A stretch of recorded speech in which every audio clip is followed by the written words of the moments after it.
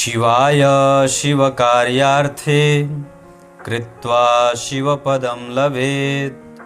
शिवक्षेत्रे तथा वासं नित्यं कुर्याच्च भक्तितः।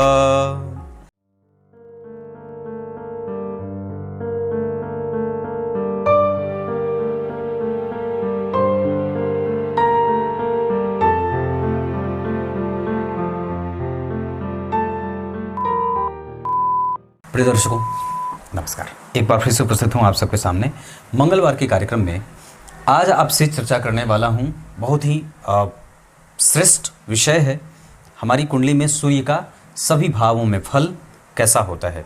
ये उच्च के होते हैं तो कई बार ये उतने अच्छे नहीं होते, और कई बार ये नीच के हो जाते हैं तो भी ये बड़े अच्छे परिणाम जातक को देने लगते हैं। ये भी जानेंगे कि किन किन भावों में उनका उच्च का होना और किन किन भावों में उनका नीच का होना भी श्रेष्ठ परिणाम कर देता है। शुरू करते हैं आज का कार्यक्रम। कहीं नहीं जाना है, बिल्कुल बन के रहिएगा। ये वो कार्यक्रम है जो सभी जातकों को देखना चाहिए, ज्योतिष के प्रेमियों को। और ये इसमें जो भी मैं बात कहूँगा इसमें सिर्फ शास्त्रगत बातें होंगी, कुछ मेरे अपने अनुभव होंगे, वो भी मैं इसमें जोड़ के बताऊँगा।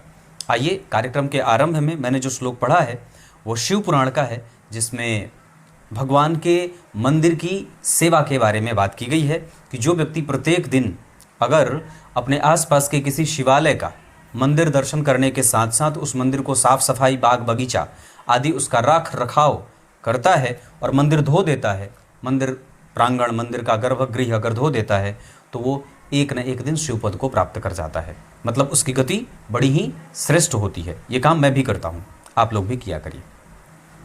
आइए, सूर्य का सभी भावों में फल। भूमिका के तौर पे कितनी ही बात कहूँगा। एक बात कहूँगा कि सूर्य व्यक्ति को नैसर्गिक रूप से दार्शनिक बनाते हैं, और ये सात्विक ग्रह हैं, अग्नि तत्व के ग्रह हैं, जंगलों में निवास करने वाले, और सामान्यतया ये उष्ण ग्रह हैं, गर्म ग्रह हैं, जो पिता के, व्यक्ति के आत्मा के, धन के, लक्ष्मी के कारक होते हैं। ये राजनीति के भी कारक होते हैं, और ये पद के भी कारक होते हैं। ये गरिमा के कारक हैं, और ये दृष्टिकोण के भी कारक होते हैं।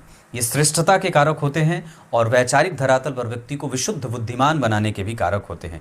ये व्यक्ति को धार्मिक, न्यायिक और श्रेष्ठ पदों पर विभूषित होने वाला ग्रह बना देता है। ये व्यक्ति को आभूषण से, ये व्यक्ति को धन से, ये व्यक्ति को वैभव से, ये व्यक्ति को संतान से, ये व्यक्ति को श्रेष्ठ लोगों की मित्रता से, ये व्यक्ति को धनवान लोगों से, और ये व्यक्ति को श्रेष्ठ जगहों पर विभूषित होने से संबंधित ग्रह बना दिए जाते हैं। मतलब जिनकी कुंडली में सूर्य की स्थिति अच्छी होती है वो इन क्षेत्रों में सफलता अर्जित करता है। ये एकमात्र ऐसे ग्रह हैं जो किसी के साथ भी कंपटीशन में नहीं रहते, और सदैव वे ये ग्रह जो हैं वो सूर्यदेव, ये किसी न किसी को हराते रहते हैं, अस्त करते रहते हैं, और प्रायः अपना बल मजबूती से दिखाते रहते हैं। सूर्यदेव पूर्व और दक्षिण दिशा में बली होते हैं, मतलब लग्न में और दशम स्थान में ये बली होते हैं। इस वजह से इन दोनों भावों में नीच के होने के बावजूद भी सूर्य जातक को अच्छे परिणाम, मतलब श्रेष्ठ लाभ धन का, श्रेष्ठ लाभ पद का, श्रेष्ठ लाभ नौकरी का, श्रेष्ठ लाभ पिता की संपत्ति का, श्रेष्ठ लाभ व्यक्ति की गरिमा का, उसके स्वाभाविक रूप से स्वाभिमानी होने का, महत्वाकांक्षी होने का, और पदों पे विभूषित होने का, इन भावों में नीच के होने के बाद भी सूर्यदेव श्रेष्ठ परिणाम देते हैं। इसके बाद सूर्यदेव का किसी भी अवस्था में एकादशवें, दसवें और नवम भाव में बैठने का फल कभी खराब नहीं होता है।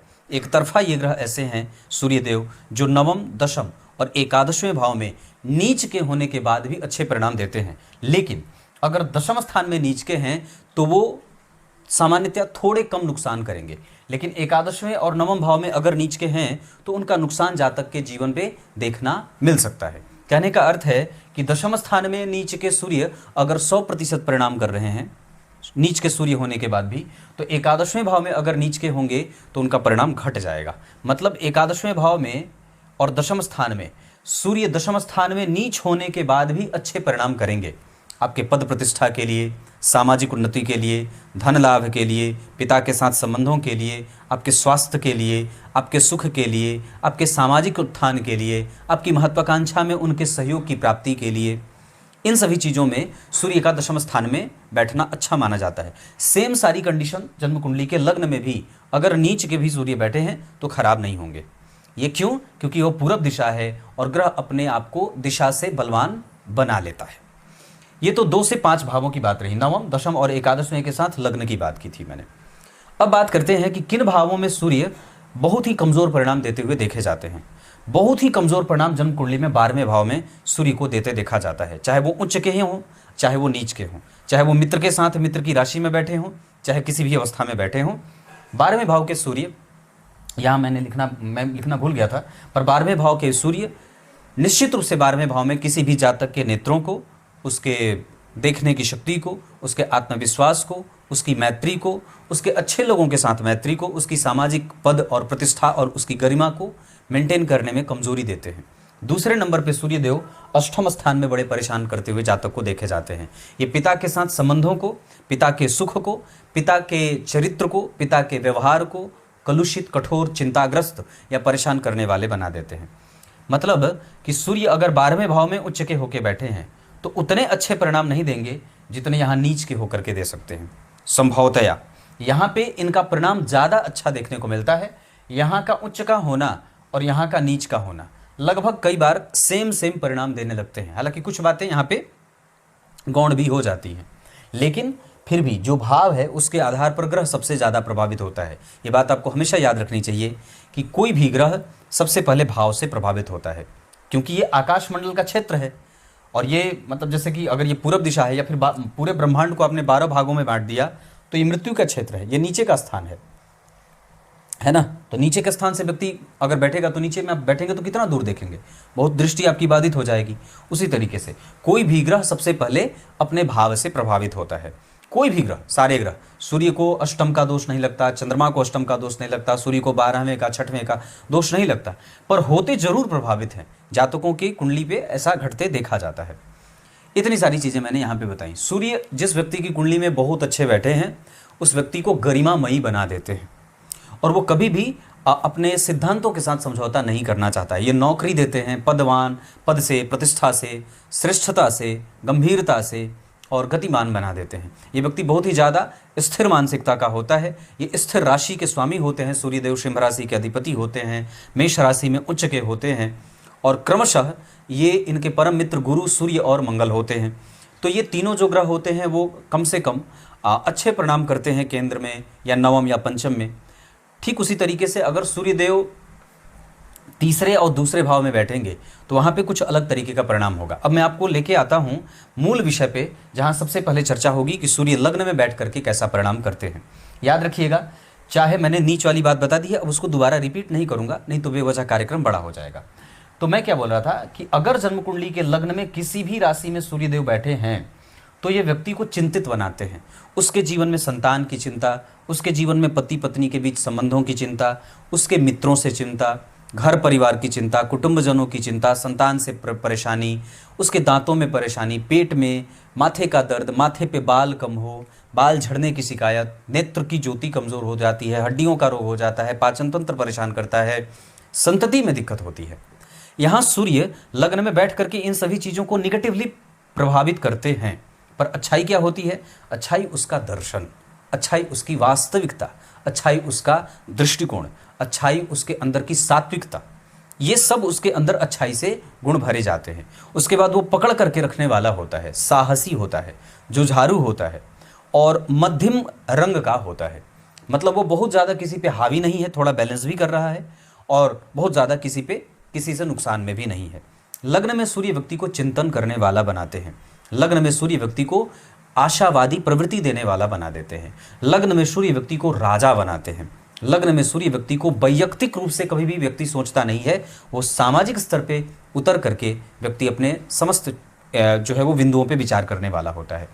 लग्न में सूर्य व्यक्ति को कम बाल रहें, दांतों की परेशानी, पेट की परेशानी, हेडेक देते हैं और कोई ना कोई चिंता व्यक्ति के जीवन में लगी रहती है। कभी धन, कभी धर्म, कभी आध्यात्म, कभी चिंतन, कभी कुछ भी, कोई ना कोई चिंता उसको लगी रहे। अब आप ये किसी भी तरीके से इसको देख सकते हैं।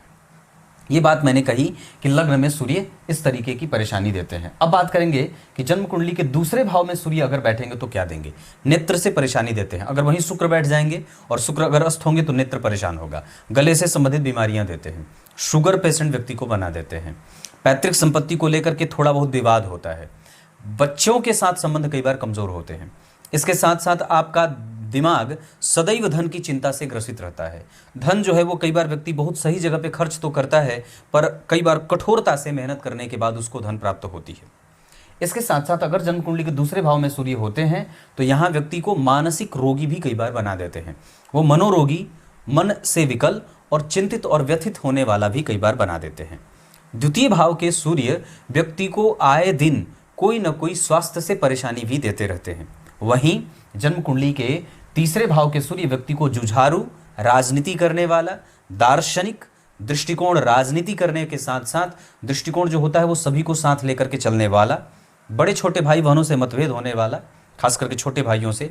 उसके बाद व्यक्ति का कम्युनिकेशन बहुत ही प्रभावी और मजबूत होता है, पत्रकार हो जाए, लेखक हो जाए, ट्रांसपोर्ट में काम करने वाला हो जाए।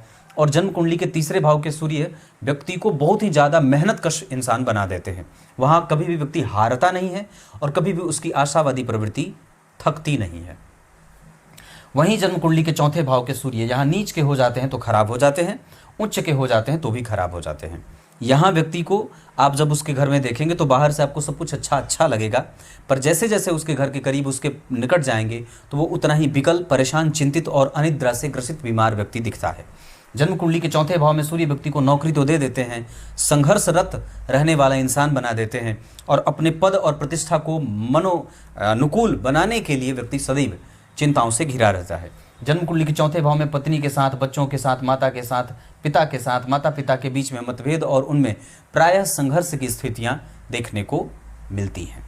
जन्म कुंडली के चौथे भाव के सूर्य दशम स्थान को देखते हैं तो आईएएस बनाते हैं, आईपीएस अधिकारी बनाते हैं, प्रशासनिक सेवाओं में लेके जाते हैं, बड़े अच्छे पद पे विभूषित व्यक्ति को कर देते हैं। क्योंकि अगर यहाँ नीच के भी होंगे तो अपने उच्च की दृष्टि से यहाँ देखेंगे, और अगर उच्च के हो जाएंगे तो भी अपने दशम स्थान को देखने के कारण दशम स्थान का संपूर्ण बल जातक को देते रहते हैं, जहाँ व्यक्ति को राजनीति, व्यक्ति को यश, व्यक्ति का मान, व्यक्ति की प्रतिष्ठा और उसके श्रेष्ठ लोगों से मैत्री होने का भी योग बड़ा बढ़िया हो जाता है। उसके मित्र बड़े अच्छे पदों पे होते हैं और वो स्वयं भी जातक थोड़े बहुत आंतरिक कलह से जूझता रहता है। अपने पर्सनल लाइफ को लेकर के वो थोड़ा बहुत परेशान रहते हुए देखा जाता है। अब बात करते हैं जन्म कुंडली के पंचम भाव के सूर्य कैसे होते हैं इस पे। जन्म कुंडली के पंचम भाव में सूर्य जो होते हैं वो एक संततिवान बनाते हैं। यहाँ व्यक्ति के शुक्राणु में कमी होते देखी जाती है और कई बार जन्म कुंडली के पंचम भाव के शुक्र व्यक्ति को अपने संतान से, अपनी पत्नी से, अपने रिकॉग्निशन से बहुत ज़्यादा तीखा प्रेम होता है, लेकिन उतनी ही ज़्यादा बाद में एक वक्त पे आने के बाद उससे उसको दूरी भी बनाते हुए देखा जाता है। जन्म कुंडली के पंचम भाव में सूर्य किसी भी तरीके से व्यक्ति को बुद्धिमान, लेखक, कवि और कलाकार, कलाओं की समझ रखने वाला, यहाँ भी सूर्य ये बात देते हैं, यहाँ भी ये बात देते हैं। तो जन्म कुंडली में अगर सूर्य पंचम भाव में बैठे हैं तो तार्किक क्षमता, बुद्धिमान, कुशाग्र बुद्धि का और श्रेष्ठ मतिमान लोगों से मैत्री और समाज में अच्छा खासा नाम अर्जित करने वाला भी बना देते हैं। जन्म कुंडली के छठवें भाव में सूर्य व्यक्ति को जुझारू, सदैव पिता के परेशान होने के कारण अपने आप को भी परेशान करना, पिता को बीमार, कई बार घर में कलह, बॉस के साथ मतभेद देते हैं, नौकरी जो पद प्रतिष्ठा मिलनी चाहिए उतनी नहीं मिलती है। छठवें भाव के सूर्य व्यक्ति को शत्रुहंता तो बनाते हैं, पर वो शत्रुओं से कई बार वहाँ उसको समझौता भी करना पड़ता है। जन्म कुंडली के छठवें भाव के अधिपति अगर या छठवें भाव में अगर सूर्य बैठ जाते हैं तो व्यक्ति को नौकरी में कोई बहुत दिक्कत तो नहीं होती, पर फिर भी उसके नौकरी में कई बार इनकम टैक्स ऑफिस से हो जाए, सीबीआई, आईबी आदि का रेड पड़ जाए, इस तरीके की परेशानी हो जाती है। खासकर अगर उस सूर्य पे राहु की दृष्टि पड़ जाती है तो ऐसा होता है।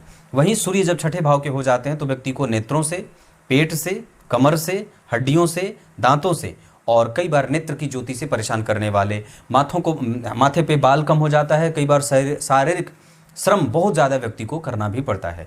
तो ये जन्म कुंडली के छठवें भाव के सूर्य व्यक्ति को जिद्दी, हठी, गुस्सैल, क्रोधी और कपटपूर्ण व्यवहार करने वाला भी बना देते हैं। इतनी बात है कि वो कई बार सत्य स्वीकार नहीं कर पाता है। ये भी छठवें भाव के सूर्य कई बार ऐसे परिणाम देते देखे जाते हैं। अब बात करते हैं जन्म कुंडली के सप्तम भाव में सूर्यदेव कैसा परिणाम देते हैं। यहाँ से बैठ करके वो लग्न को देखेंगे। पत्नी से मतभेद, पत्नी के कारण दुख और पत्नी को बहुत बार पैसा देना पड़ता है। यहाँ पे कई बार कोर्ट केस कचहरी का मामला व्यक्ति को परेशान करता है। उसके वास्तविक नेचर से कई बार उसको सूर्य दूर बिठा देते हैं। जिस प्रवृत्ति का व्यक्ति होता है उसकी प्रवृत्ति खुल करके सामने नहीं आती है, विरोध झेलना पड़ता है और कई बार व्यक्ति एकाकी, एक तरफा विकास कर जाता है। घर परिवार में इकलौता ऐसा हो जाता है कई बार कि वो सारा विकास व्यक्ति स्वयं ही ग्रहण कर लेता है, बाकी के उसके खानदान के लोग उसके बराबर कभी पहुंच भी नहीं पाते हैं। तो जन्म कुंडली के सप्तम स्थान में सूर्य बैठ करके व्यक्ति को हेडेक देते हैं, चिंताएं भी देते हैं, दाम्पत्य परेशान करते हैं, घर में प्रायः कलह का वातावरण देते हैं, माता को रोग देते हैं, और कई बार माता आपके स्वभाव से या कई बार माता आपके स्वास्थ्य के कारण थोड़ी बहुत चिंताओं में रहती हैं। इसके साथ साथ यहाँ पिता का कारोबार अच्छा हो जाता है, पिता का सुख बड़ा बढ़िया हो जाता है, पिता का प्रभाव बड़ा बढ़िया हो जाता है, बॉस के साथ संबंध आपके अच्छे हो जाते हैं, राजनीतिक लाभ मिलता है। लेकिन गौर करिए, ये सारी बातें उतनी ज़्यादा लाभकारी नहीं हैं जितनी लग्न में। यहाँ पे सूर्य पश्चिम दिशा में कमज़ोर हो जाते हैं, इस वजह से यहाँ चाहे उच्च के भी बैठेंगे तो बहुत ज़्यादा कमज़ोर हो जाएंगे, और यहाँ पे अगर नीच के हो जाएंगे तब तो और भी ज़्यादा परेशान हो जाएंगे। कहने का अर्थ है कि सूर्य को दिशाओं का बल मिलता है। किसी भी ग्रह, सूर्य की ही नहीं बात कर रहा, किसी भी ग्रह को दिशा का बल मिलता है, वो षडबल में बलवान होता है। यहाँ पे सूर्य का बलवान होना कमज़ोर माना जाता है। लग्न में उच्च का होना और सप्तम में उच्च का होना, यहाँ कमज़ोर उच्च माने जाएंगे, यहाँ बलवान उच्च माने जाएंगे। लग्न में नीच का होना फिर भी ठीक है, सप्तम में नीच का होना बहुत ज़्यादा डिप्रेस कर देता है। दिनचर्या, आत्मविश्वास, आत्मा मलिन, कठोर, कुंठित और सदैव चिंता में ग्रसित व्यक्ति को होते देखा जाता है।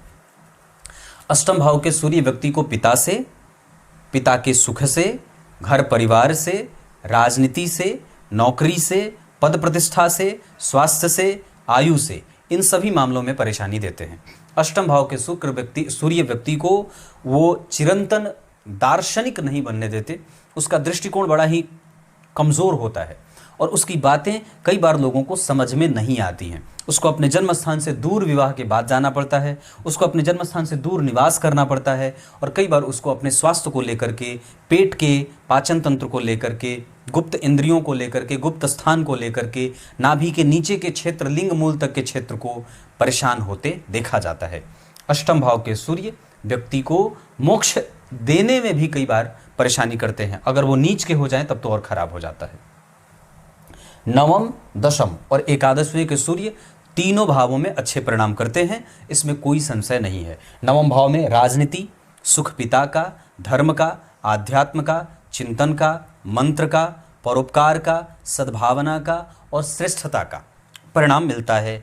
वहीं पे दशम स्थान में तो और बढ़िया पद प्रतिष्ठा, गौरव, सम्मान, राजनीति, नौकरी, आईएएस आईपीएस अधिकारी, अच्छे पदों पे राजदूत हो जाए, वन विभाग में अधिकारी हो जाए, कला कौशल को जानने वाला, मंत्र जापक, पूजा पाठ, ये सब नवम और दशम भाव के निश्चित अच्छे परिणाम हैं। एकादशवें भाव में अति विशिष्ट कारक हो जाते हैं, वहाँ वो श्रेष्ठ परिणाम करते ही हैं।